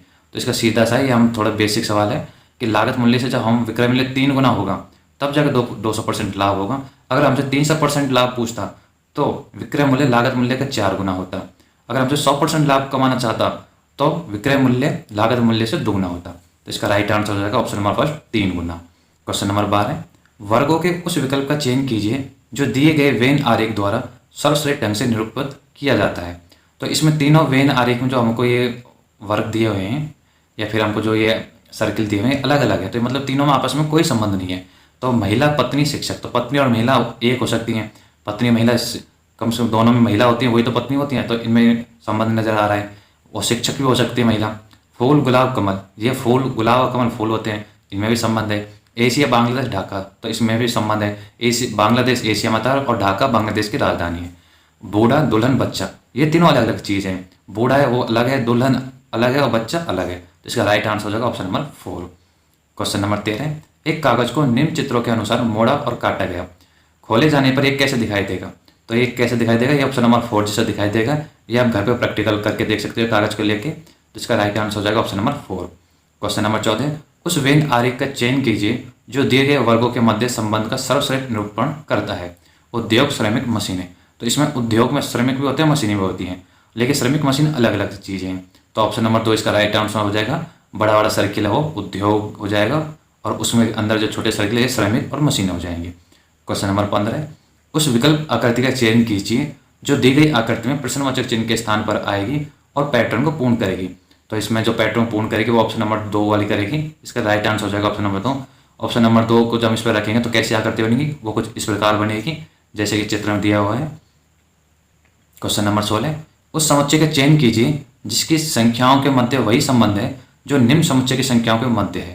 तो इसमें जो संबंध नजर आ रहा है 174, 87, 29, वही संबंध हमको 432, 216, 72 नजर आ रहा है। इसका राइट आंसर हो जाएगा ऑप्शन नंबर 4। वो कैसे, वो देख लेते हैं। जब हम 174 में 2 से भाग देंगे तो 87 आ जाएगा, और जब हम 87 में 3 से भाग देंगे तो 29 आ जाएगा। तो ऐसे हम जब देखते हैं, जब 432 में 2 को भाग देंगे तो 216 आ जाएगा, और 216 में जब हम 3 का भाग देंगे तो 72 आ जाएगा। तो इसका जो सही समुच्चय बनेगा वो 432, 216, 72 बनेगा। क्वेश्चन नंबर 17, निम्न अंकित 4 आकृतियों में से 3 में एक निश्चित प्रकार की समानता है और एक असंगत है, उस असंगत आकृति का चयन कीजिए। तो इसमें जो राइट आंसर हो जाएगा ऑप्शन नंबर 3 हो जाएगा। क्यों ये असंगत, इसलिए हम देख लेते हैं। हम देखते हैं कि जो अंदर वाला जो सबसे छोटा वाला आकृति है वो उसमें जितनी भुजाएं हैं उसके बाद जो बाहर वाला आकृति है उसमें एक कम है, जबकि अंदर जो हमको थर्ड में सर्किल है तो सर्किल में कोई भुजा ही नहीं है, और तो बाहर हमको 6 भुजाओं वाली आकृति दी हुई है। तो इसका मतलब अंदर थर्ड ऑप्शन में 7 भुजाओं वाली आकृति होनी चाहिए, जो कि नहीं है। बाकी में सेम पैटर्न फॉलो हो रहा है, जो अंदर जितनी भुजाएं उससे ज़्यादा बाहर वाली में भुजाएं। तो इसका राइट आंसर हो जाएगा ऑप्शन नंबर 3। क्वेश्चन नंबर 18, दिए गए विकल्पों में से वह संख्या चुनें जो तीसरी संख्या से उसी प्रकार संबंधित है जिस प्रकार दूसरी संख्या पहली संख्या से संबंधित है। तो 11 का संबंध 1326 से है, तो 9 का संबंध हो जाएगा 724 से। वो कैसे, वो देख लेते हैं। जब हम 11 का क्यूब करेंगे तो आ जाएगा 1331, और 1331 से -5 करेंगे तो आ जाएगा 1326। उसी प्रकार जब हम 9 का क्यूब करेंगे तो आ जाएगा 729, 729 फिर -5 कर देंगे तो आ जाएगा 724। तो इसका राइट आंसर हो जाएगा 724। Question number 19, select the option figure which is embedded in the given figure motion is not allowed. तो इसमें कौन सी आकृति सन्निकट है, तो जो हमको दी गई आकृति है तो उसमें ऑप्शन नंबर 1 इसके अंदर हमको मिल रही है। इसका राइट आंसर हो जाएगा ऑप्शन नंबर 1। कहाँ पे मिल रही है वो आपको बता देता हूँ थोड़ा सा। ये आकृति हमको यहाँ पे नज़र आ रही है कि ये ऐसे जाके नहीं, और ऐसे, और ये वाली। तो इसका जो राइट आंसर हो जाएगा ऑप्शन नंबर 1 हो जाएगा। क्वेश्चन नंबर 20, उस विकल्प आकृति का चयन कीजिए जो निम्न आकृति श्रृंखला में अगले स्थान पर आएगी। तो जो अगले स्थान पर आएगी ऑप्शन नंबर 2 आएगी, क्योंकि हम देखेंगे जो पहले वाला साथ है उसके एक भुजा पर उल्टा तीर का निशान आ गया है, फिर उसके दूसरी भुजा पर भी तीसरी वाली आकृति हम देख रहे हैं उल्टा तीर उस पर भी जुड़ गया है, फिर हम अगली आकृति में देखेंगे, फिर 30 रुपये भी जुड़ गया है, तो इसका मतलब अगली जो आकृति आने वाली है उसमें 4 रुपये उल्टे तीर के निशान जुड़ जाएंगे। तो इसका राइट आंसर हो जाएगा ऑप्शन नंबर 2। क्वेश्चन नंबर 21, निम्न 4 शब्दों में से 3 में एक निश्चित प्रकार की समानता है और एक असंगत है, उस असंगत विकल्प का चयन करें। दौड़ना, कूदना, उछलना और धकेलना। इसका राइट आंसर हो जाएगा ऑप्शन नंबर 4, धकेलना, क्योंकि दौड़ना, कूदना, उछलना ये ऐच्छिक क्रियाएं हैं, जबकि धकेलना अनैच्छिक क्रियाएं, ये अपने अकॉर्डिंग नहीं होती है। ये दूसरा अपनी मन के मर्जी के बिना धकेल देता है, जब बोलते हैं धक्का दे दिया। तो दौड़ना, कूदना, उछलना अपने मन के अकॉर्डिंग होता है। इसका राइट आंसर हो जाएगा ऑप्शन नंबर 4। क्वेश्चन नंबर 22, गणितीय चिन्हों के उस सही संयोजन का चयन करें जिसे क्रमिक रूप से स्टार चिन्हों के स्थान पर रखे जाने पर दिया गया समीकरण संतुलित हो जाएगा। 9 star, 6 star, 3 star, 19 star, 4 star, 83। तो इसको जब हम ये माइनस, डिवाइड, प्लस, गुना, इक्वल, ये ऑप्शन नंबर 2 वाला रखेंगे तो इसका राइट आंसर हो जाएगा ऑप्शन नंबर 2। जैसे कि हमको चित्र में दिया हुआ है, जब 9 - 6 डिवाइड 3 प्लस 19 इंटू 4 बराबर 83, तो एक साइड में हम इसको कैलकुलेट करेंगे, 83 इक्वल टू 83 हो जाएगा। क्वेश्चन नंबर 23, दी गई आकृति को मोड़कर एक बॉक्स बनाने पर कौन सा मुख 2 वाले मुख के सन्निकट नहीं हो सकता? तो कौन सा नहीं हो सकता? 4 नहीं हो सकता। क्यों? क्योंकि 4 2 का अपोजिट होगा। जैसे कि कभी भी हमको ऐसी जब आकृति दी हुई होती है तो जो हमारे 4 बॉक्स एक लाइन में होते हैं, जबकि 2 आइट साइड होते हैं, तो जो अगली बगली होते हैं वो एक दूसरे के अपोजिट होते हैं। और जो 4 बॉक्स एक लाइन में होते हैं उनमें फर्स्ट बॉक्स होता है वो थर्ड बॉक्स के अपोजिट होता है, और जो सेकंड होता है वो फोर्थ वाले बॉक्स के अपोजिट होता है। तो 6 के अपोजिट 1, 5 के 3 और 4 के 2। तो हमसे पूछा है 2 के सन्निकट नहीं है, मतलब आइट साइड में नहीं होंगे। वो कौन कौन से नहीं होंगे? जो 2 के बिल्कुल अपोजिट होगा। तो 2 के अपोजिट 4 है। इसका राइट आंसर हो जाएगा ऑप्शन नंबर 3। क्वेश्चन नंबर 24, उस विकल्प आकृति का चयन कीजिए जो दी गई आकृति में प्रश्नवाचक चिन्ह के स्थान पर आएगी और पैटर्न को पूर्ण करेगी। तो इसको पैटर्न को पूर्ण करेगी वो आकृति फर्स्ट करेगी। जब इसको हम रखेंगे तो ये इस प्रकार की आकृति बन जाएगी जैसे कि चित्र में दिया हुआ है। क्वेश्चन नंबर 25, उस विकल्प आकृति का चयन कीजिए जो निम्न आकृति श्रृंखला में अगले स्थान पर आएगी। तो अगले स्थान पर आएगी ऑप्शन नंबर 4 वाली आकृति, क्योंकि हम देखेंगे जो पहली आकृति है वो हमको बेंजीन वाली सर्किल दी हुई है 6 भुजाओं वाली। तो हम देखेंगे इसमें एक भुजा गायब हो जाती है और उसके अपोजिट में एक बिंदु आ जाता है। फिर दूसरी थर्ड आकृति में हम देखेंगे कि दूसरी भुजा गायब हो गई, उसके अपोजिट बिंदु आ गया। फिर 4 आकृति में फिर एक और भुजा गायब हो गई और उसके सामने अपोजिट में एक और बिंदु आ गया। तो ऐसे ही फिर हम देखेंगे कि चौथी भुजा गायब हो जाएगी और उसके अपोजिट में भी एक बिंदु आ जाएगा। तो इसका राइट आंसर हो जाएगा ऑप्शन नंबर 4। ये हमारा रीजनिंग सेक्शन हुआ। अब हम मैथ वाले सेक्शन की बात करते हैं। मैथ के 15 क्वेश्चन आते हैं। क्वेश्चन नंबर 1, हेनरी एक कंपनी में काम कर रहा है। उसके मासिक वेतन में से 25% घर के किराए के रूप में, 15% बच्चों की शिक्षा पर और 18% अन्य मदों में खर्च हो जाता है। यदि उसकी मासिक बचत 7,560 है तो उसका मासिक वेतन कितना है? तो उसका मासिक वेतन आ जाएगा 18,000। Option number 4 right answer. वो कैसे, वो देख लेते हैं। हमको दिया है कि माना हेनरी के मासिक वेतन x है तो उसकी बचत कितनी है? तो हम 100, जो हमको 100% जैसे कि उसकी बचत है तो 100 में से हम माइनस करेंगे। 25% वो किस पे खर्च कर देता है? 25% वो घर के किराए के रूप में, 15% बच्चों की शिक्षा पर और 18% अन्य मदों में। तो ये हम 100% में से माइनस कर देंगे।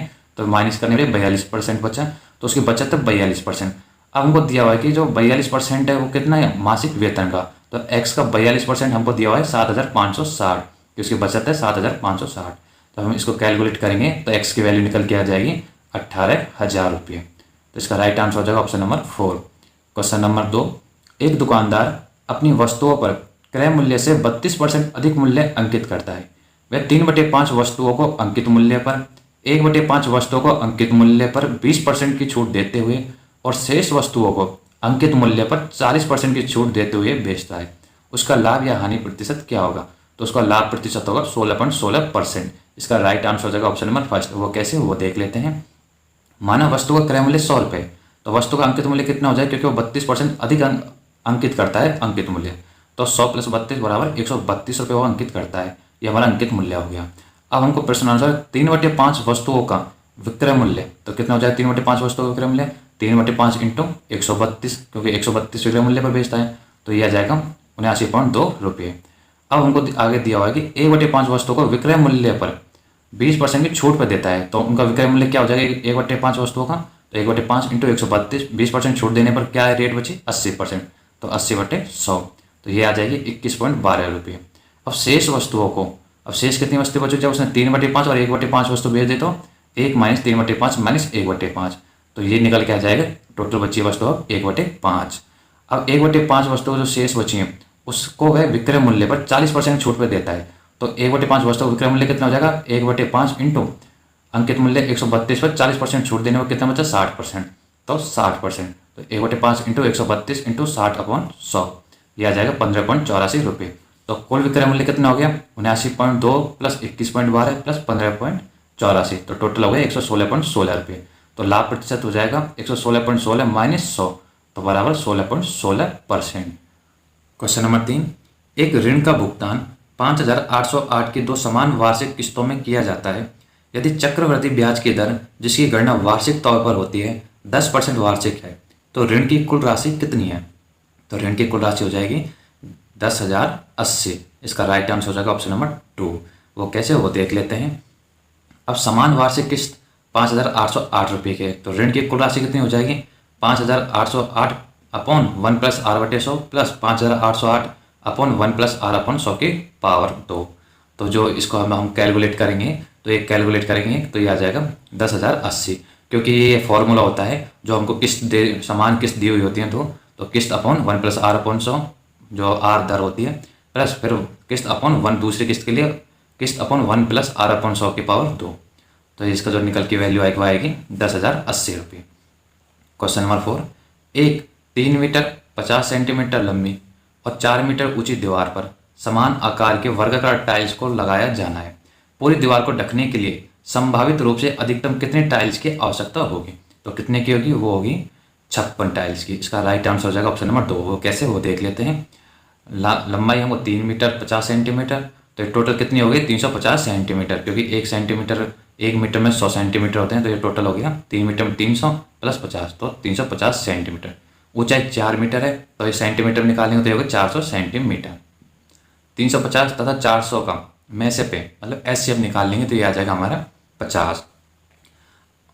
वो कैसे, क्योंकि 350 हम करेंगे 2 इंटू 5 इंटू 7, और वैसे 400 2 into 2 into 2 into 2 into 5 into 5, तो में से पे हमारा आएगा वो 2 इंटू 5 इंटू 5 बराबर 50 आ जाएगा। तो टाइल्स की संख्या आ जाएगी 350 इंटू 400 अपन 50 इंटू 50, मतलब 50 लंबाई 50 चौड़ाई की टाइल।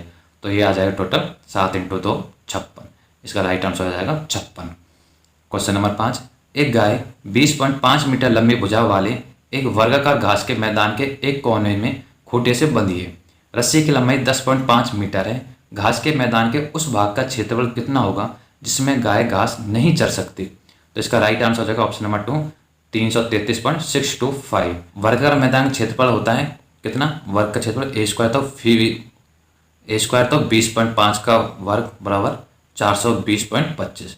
तो वृत्तखंड का क्षेत्रफल कितना हो जाएगा, पाई r स्क्वायर थीटा अपॉन 360, ये फॉर्मूला होता है। तो 22/7 इंटू 10.5 की पावर 2 इंटू 90/360, तो ये निकल के आ जाएगा 86.625।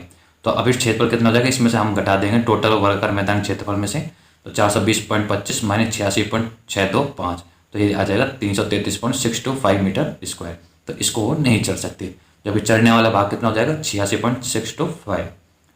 क्वेश्चन नंबर 6, निम्नलिखित में से कौन सी भिन्न संख्या सबसे बड़ी है। तो सबसे बड़ी भिन्न संख्या हो जाएगी इसमें 6/11, 13/18, 15/22, 19/36, 25 में आपस में डिवाइड करेंगे तो जो वैल्यू आएगी पॉइंट में वो 25/13 ज़्यादा आएगी। तो इसका राइट आंसर हो जाएगा ऑप्शन नंबर 2। जैसे कि आपको चित्र में दिया है, 6/11 की वैल्यू आती है 0.54, 13/18 की वैल्यू आती है 0.72, 15/22 की आती है 0.68, 19/36 के आते हैं 0.52, जबकि 25/33 के आते हैं 0.75। तो सबसे बड़ी भिन्न हो गई 25/33। क्वेश्चन नंबर 7, 16,000 पर 3 वर्ष के लिए 5% वार्षिक की दर से ब्याज की गणना वार्षिक रूप से होने पर चक्रवृद्धि ब्याज और साधारण ब्याज के बीच कितना अंतर होगा। तो कितना होगा, वो होगा 122 रुपये। इसका राइट आंसर हो जाएगा ऑप्शन नंबर 3। तो कैसे वो देख लेते हैं। 3 वर्ष के लिए चक्रवृद्धि ब्याज तथा साधारण ब्याज का अंतर का फॉर्मूला करते हैं, हम मान लेते हैं मूलधन क्या है पी, तो 300 प्लस r/100 इंटू r/100 की पावर 2। तो पी हमको दिया है 16,000, फिर 300 प्लस r हमको 5% तो अपॉन 100 इंटू 5/100 की पावर 2। तो जब हम इसको कैलकुलेट करेंगे तो यह आ जाएगा 122 रुपये।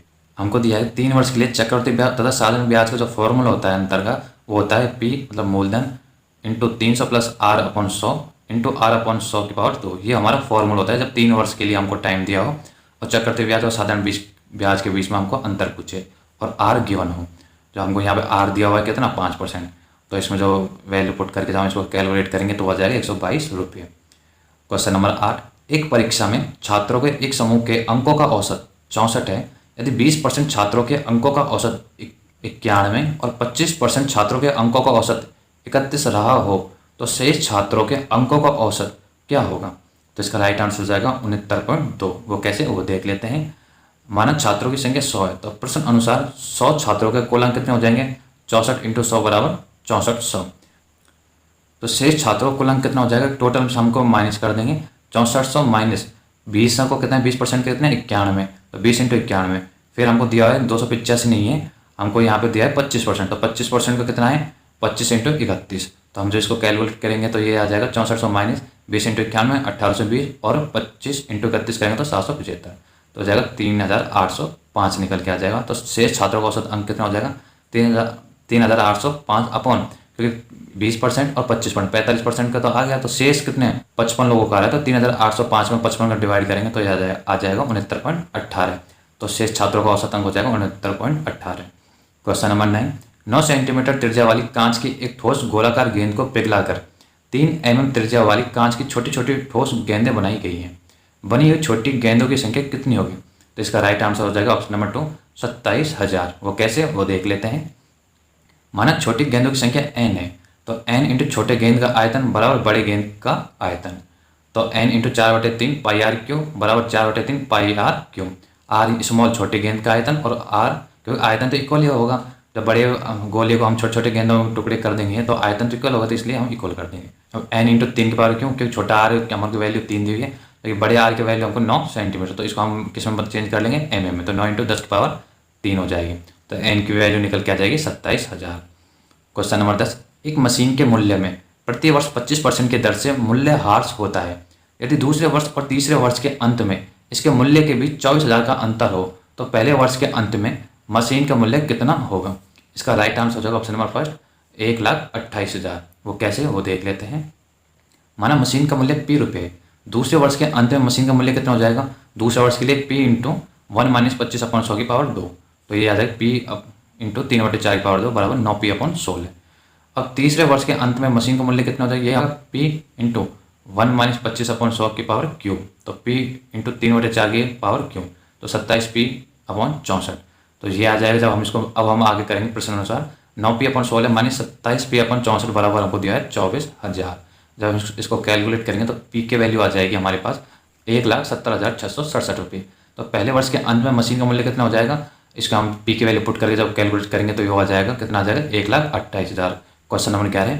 वह संख्या क्या होगी जो हमेशा 2 अंकीय संख्या और संख्या के अंकों को परस्पर बदलकर प्राप्त की गई संख्या के योग का गुणनखंड हो?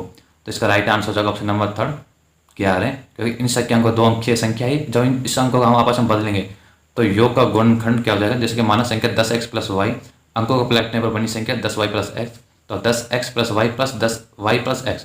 तो हम इसको ऐड करेंगे तो इनका गुणनखंड भी निकल के वही संख्या आ जाएगी। तो हो जाएगी कितने? 11। Question number 12। एक प्रकाशक थोक विक्रेता को एक पुस्तक 30% के लाभ पर बेचता है। थोक विक्रेता खुदरा विक्रेता को वह पुस्तक 25% के लाभ पर बेचता है। फिर वह पुस्तक ग्राहक को 20% के लाभ अर्जन पर 312 में बेची जाती है। थोक विक्रेता के लिए पुस्तक का क्रय मूल्य कितना है? तो इसका राइट आंसर हो जाएगा ऑप्शन नंबर थर्ड 208। वो कैसे, वो देख लेते हैं।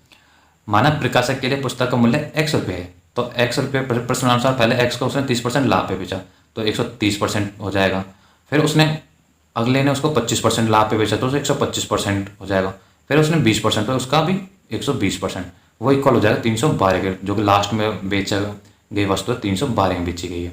तो x इंटू 130/100 इंटू 125/100 इंटू 120/100, क्योंकि ये जब तक लास्ट में बेचेगी उससे पहले 30% का बेनिफिट लिया, फिर 25% का, फिर 20% का, तो ये निकल गया है 312 के इक्वल। तो x की वैल्यू जो आएगी वो आ जाएगी 160 रुपये। तो थोक विक्रेता के लिए पुस्तक का क्रय मूल्य है 160 रुपये, तो उसके लिए कितना हो जाएगा? थोक मतलब ये तो मूल्य प्रकाशक के लिए हो गया 160 रुपये, तो थोक विक्रेता के लिए आ जाएगा, क्योंकि फिर प्रकाशक 30% का बेनिफिट लेके उसको देता है थोक विक्रेता को। तो 160 पे 130% हो जाएगा, तो 160 इंटू 130/100 बराबर 208 रुपये। Question number 13। ए और बी एक साथ मिलकर किसी काम को 10 दिनों में समाप्त कर सकते हैं। बी और सी उसी काम को एक साथ मिलकर 15 दिनों में समाप्त कर सकते हैं। और ए और सी एक साथ मिलकर उसी काम को 20 दिनों में समाप्त कर सकते हैं। अकेला सी उसी काम को कितने दिनों में समाप्त कर सकता है? तो कितने दिनों में कर सकता है? 120 दिनों में। इसका राइट आंसर हो जाएगा ऑप्शन नंबर 2 ए प्लस बी प्लस सी का एक दिन का काम हम निकाल लेंगे। 1/2 1/10 प्लस 1/15 प्लस 1/20 हमको जैसे कि प्रश्न दिया है ए और बी मिलकर 1/10 दिनों में करेंगे तो 1/10 हो जाएगी। फिर बी प्लस सी 1/15 फिर सी प्लस ए 1/20। तो हमें A B C double count हो रहे हैं तो इसलिए हम 1/2 से भाग दे देंगे। जो बाहर हमको 1/2 लिखा हुआ है कोष्टक से वो इस प्रकार आया। फिर हम इसको कैलकुलेट करेंगे तो यह आ जाएगा 13/120। तो सी का एक दिन का काम कितना हो जाएगा 13/120 माइनस 1/10 हम इसमें माइनस कर देंगे। तो हम इसको क्योंकि ए प्लस बी दोनों मिलकर कितने दिनों में करते हैं 1/10 दिन में, क्योंकि 10 दिन में करते हैं तो 1/10 हो जाएगा। तो 13/120 माइनस 1/10 करेंगे तो जो आएगा वो आ जाएगा 1/120। तो सी अकेले काम को 120 दिनों में पूरा कर सकता है। 6060 को ए बी सी के बीच इस प्रकार बांटा जाता है कि यदि ए के हिस्से में 15 रुपये, बी के हिस्से में 20 रुपये और सी के हिस्से में 25 रुपये कम कर दें तो इनके हिस्सों का अनुपात 5:7:8 हो जाता है। सी की मूल हिस्सेदारी कितनी थी? तो इसका राइट आंसर हो जाएगा 2425 रुपये थी। वो कैसे वो देख लेते हैं। प्रश्नानुसार ए का हिस्सा 5k + 15, बी का हिस्सा 7k + 20, सी का हिस्सा 8k + 25। तो जब हम इनको तीनों को ऐड करेंगे तो वो किसके बराबर आएगा 6060 रुपये के। तो के जो वैल्यू निकल के आएगी वो कितनी आ जाएगी हमारी 300। तो सी का मूल हिस्सा कितना हो जाएगा 8k + 25। तो 8 × 300 + 25 तो बराबर 2425 रुपये। क्वेश्चन नंबर 15, एक व्यक्ति ने एक निश्चित दूरी किसी चाल से तय की। यदि वह चाल में 6 किलोमीटर/आवर की तेजी लाता तो उसे 30 मिनट कम समय लगता। यदि वह चाल को 4 किलोमीटर/आवर धीमा करता तो उसे 30 मिनट अधिक समय लगता। उसकी वास्तविक चाल क्या है? तो उसकी वास्तविक चाल हो जाएगी 24 किलोमीटर/आवर। ऑप्शन नंबर 3 राइट आंसर हो जाएगा। वो कैसे वो देख लेते हैं ना। दूरी x किलोमीटर है तो वास्तविक चाल कितनी हो जाएगी y किलोमीटर मान लेते हैं, y किलोमीटर/घंटा। तो प्रश्न अनुसार x/y माइनस x/y + 6 बराबर 30/60 हो जाएगा जैसे हमको प्रश्न के अकॉर्डिंग। तो ये हमारी फर्स्ट समीकरण होगी। समीकरण 2 हमारी बन जाएगी x/y - 4 माइनस x/y बराबर 30/60। ये हमारी दूसरी समीकरण बन जाएगी। तो समीकरण फर्स्ट तथा सेकंड से ये दोनों इक्वल करके हम इसको सॉल्व करेंगे तो ये सॉल्व करते करते ये आ जाएगी हमारी जो लास्ट में y की वैल्यू 24 आ जाएगी। तो जैसे कि आपको चित्र में दिया हुआ है तो वास्तविक चाल कितनी आ जाएगी 24 किलोमीटर/आवर। इसमें कुछ नहीं, इसमें थोड़ा कैलकुलेशन लंबी है वो आप धीरे धीरे आप कर लेना। जैसे कि आपको चित्र में मैं आपको दिखा देता हूँ। जैसे कि यहाँ पर जैसे इसको सॉल्व करेंगे ये समीकरण बन जाएगी लास्ट में ये y² + y बराबर y² + 2y - 24। तो जो y की वैल्यू निकल के 24 आएगी। ये हमारे टोटल मैथ के सेक्शन कंप्लीट हो गया। अब हम कंप्यूटर वाले सेक्शन पाते हैं। कंप्यूटर के 10 क्वेश्चन पूछे जाते हैं। क्वेश्चन नंबर फर्स्ट, निम्नलिखित MS Excel फॉर्मूला का परिणाम क्या होगा? सेलिंग 7/5 इसका होगा ऑप्शन नंबर 3 10 हो जाएगी इसकी वैल्यू। वो कैसे वो देख लेते हैं। एक्सेल सेलिंग फंक्शन किसी निर्दिष्ट संख्या को निकटतम निर्दिष्ट एकाधिक तक राउंड करता है। गुलाई के लिए उपयोग करने के लिए कई को तर्क वितर्क के रूप में प्रदान किया गया है, इसलिए 7 को 10 के लिए गोल किया जा सकता है। बाद वाले को 5 को निकटतम गुणक माना जा सकता है। तो इसका जो राइट आंसर हो जाएगा वो हो जाएगा option number 3 10। Question number 2, MS word के हाल के संस्करणों जैसे कि वर्ड 2016 में होम मेन्यू के तहत क्लिपबोर्ड कमांड समूह के भाग के रूप में निम्नलिखित में से क्या दिखाई नहीं देता है? तो क्या नहीं दिखाई देता? शो या hider. Option number 2 right answer. Word के हाल के संस्करणों में क्लिपबोर्ड समूह होम टैब के बाईं ओर है। इसका उपयोग अक्सर संपादन समूह के साथ संयोजन में किया जाता है जो उस टैब के दाईं ओर होता है। क्लिपबोर्ड समूह में कट, कॉपी और प्रारूप पेंटर विकल्प है। क्वेश्चन नंबर 3, POP एक ईमेल संबंधित प्रोटोकॉल है। POP का पूर्ण रूप क्या है? तो इसका पूर्ण रूप होगा पोस्ट ऑफिस प्रोटोकॉल। इसका राइट आंसर हो जाएगा ऑप्शन नंबर 3। कंप्यूटर में POP का मतलब पोस्ट ऑफिस प्रोटोकॉल है। यह एक प्रकार का कंप्यूटर नेटवर्किंग और इंटरनेट मानक प्रोटोकॉल है जो होस्ट मशीन द्वारा पहुंच के लिए एक दूरस्थ मेल सर्वर से ईमेल को निकालता है और पुनः प्राप्त करता है। POP OSI मॉडल में एक एप्लीकेशन लेयर प्रोटोकॉल है जो अंतिम उपयोगकर्ताओं को ईमेल प्राप्त करने की क्षमता प्रदान करता है। Question number 4, MS word table के बारे में निम्नलिखित में से कौन सा कथन असत्य है? तो कौन सा असत्य है? ऑप्शन नंबर फर्स्ट, एक टेबल के पहली और अंतिम सेल को मर्ज किया जा सकता है। ये असत्य है। एक तालिका में कक्षों को विलय एक ही आकार के 2 या अधिक आसन कक्षाओं को एक बड़े कक्ष में मिलाता है। वे एक पंक्ति या स्तंभ में आसन कोशिकाएं हो सकती हैं। प्रथम और अंतिम कक्ष आसन होने के नाते इन्हें विलय नहीं किया जा सकता। क्वेश्चन नंबर 5, MS Excel में किसी वर्कशीट के शीर्ष पर निम्नलिखित में से क्या दिखाई देता है? तो क्या दिखाई देता है वर्कशीट के शीर्ष पर? Formula bar. इसका राइट आंसर हो जाएगा ऑप्शन नंबर 4। MS एक्सेल में एक वर्कशीट कक्षों का एक संग्रह है जहां हमारे सभी डेटा और सूत्र संग्रहित होते हैं। फॉर्मूला बार एक्सेल विंडो के शीर्ष पर वह क्षेत्र है जो रेवन क्षेत्र या स्वरूपण के ठीक नीचे है। यह एक्सेल वर्कशीट विंडो के शीर्ष पर एक विशेष टूल बार है जिसे फंक्शन सिंबल fx के साथ लेबल किया गया है। क्वेश्चन नंबर 6, बताइए कि निम्नलिखित कथन सत्य है या असत्य है। MS वर्ड में सभी पैराग्राफ में राइट अलाइनमेंट हो सकता है। दूसरा कथन, MS वर्ड में सभी पैराग्राफ में एक ही हैंगिंग पोजीशन नहीं हो सकती। तो पहला कथन तो राइट है, लेकिन दूसरा कथन असत्य है। तो इसका राइट आंसर हो जाएगा ऑप्शन नंबर 4। MS वर्ड में एक दस्तावेज में प्रत्येक पैराग्राफ को बाएं, केंद्र, दाएं या उचित रूप से संरेखित किया जा सकता है। वाम सबसे आम संरेखण सेटिंग है और डिफॉल्ट है। हालांकि जरूरत पड़ने पर सभी परिच्छेदों को राइट अलाइन किया जा सकता है। इसी तरह सभी परिच्छेदों में एक ही हैंगिंग इंडेंट हो सकता है। एक हैंगिंग इंडेंट, जिसे दूसरी लाइन इंडेंट के रूप में भी जाना जाता है, एक पैरा की पहली लाइन को मार्जिन पर स्थित करके सेट करता है और फिर परिच्छेदों के प्रत्येक बार की लाइन को इंडेंट करता है। क्वेश्चन नंबर 7, क्रोम ब्राउजर में दाईं ओर प्रत्येक खुले टैब में जाने के लिए निम्नलिखित में से किस कीबोर्ड शॉर्टकट का उपयोग किया जाता है। तो किसका किया जाता है? कंट्रोल+टैब का। Option number first right answer. Windows computer में कंट्रोल+टैब का उपयोग क्रोम में दाईं ओर अगले टैब पर जाने के लिए किया जाता है। कंट्रोल+शिफ्ट+टैब को अगले टैब पर बाईं ओर ले जाने के लिए उपयोग किया जाता है। क्वेश्चन नंबर 8, होम पेज किसी वेबसाइट का पेज होता है, तो कौन सा होता है? पहला पेज होता है। इसका राइट आंसर हो जाएगा ऑप्शन नंबर 3। एक होम पेज वेबसाइट का एक मुख्य वेब पेज है। एप्लीकेशन शुरू होने पर इसे हमेशा वेब ब्राउजर में दिखाया जाता है। इस स्थिति में इसे प्रारंभ पृष्ठ या प्रथम पृष्ठ के रूप में भी जाना जाता है। यह आगंतुकों को आकर्षित करने के लिए एक लैंडिंग पृष्ठ के रूप में कार्य करता है। क्वेश्चन नंबर 9, MS वर्ड में निम्नलिखित में से कौन सा दृश्य विकल्प किसी डॉक्यूमेंट के कंटेंट को बुलेट पॉइंट के रूप में दर्शाता है? तो कौन सा दर्शाता है? आउटलाइन। इसका राइट आंसर हो जाएगा option number first. MS word में आउटलाइन दृश्य जटिल दस्तावेजों को शीर्षक खंडों और परिच्छेदों को खंडों में तोड़कर देखना आसान बनाता है। यह बुलेटेड सूचियों में हेडिंग और सब हेडिंग दिखाता है। आउटलाइन व्यू को व्यू टैब से एक्सेस किया जा सकता है। Question number 10, MS Excel worksheet में निरंतर सेल की एक सीरीज को सिलेक्ट करने के लिए निम्नलिखित में से किस कुंजी का उपयोग किया जाता है? तो किस कुंजी को किया जाता है? ऑप्शन नंबर 4 शिफ्ट कुंजी को। तो इसका राइट आंसर हो जाएगा ऑप्शन नंबर 4। ये हमारा दिल्ली पुलिस कांस्टेबल का 2 दिसंबर का आफ्टरनून वाले शिफ्ट का पेपर सॉल्यूशन हुआ। कल आपको इसकी जो इवनिंग वाली शिफ्ट है उसका पेपर सॉल्यूशन मिल जाएगा। ये 11 सेट है, कल आपको 12 सेट प्रोवाइड करवा दिया जाएगा। आपके पास अब 3 महीने का समय है, तो आप जल्दी से प्रीवियस ईयर पेपर्स खत्म करें और मैं जल्दी से आपको एक नई सीरीज लेके आऊँगा। 15 अगस्त से पहले आपको मैं ये सारे 38 सेट्स प्रोवाइड करवा दूंगा, चाहे आपको एक दिन में 2 या 3 सेट्स अवेलेबल करवाऊँ। आप बस इसी तरह वीडियो पर प्यार और लाइक्स करते रहें और ज़्यादा से ज़्यादा चैनल को सपोर्ट करें। मिलते हैं नेक्स्ट वीडियो में, तब तक के लिए जय हिंद।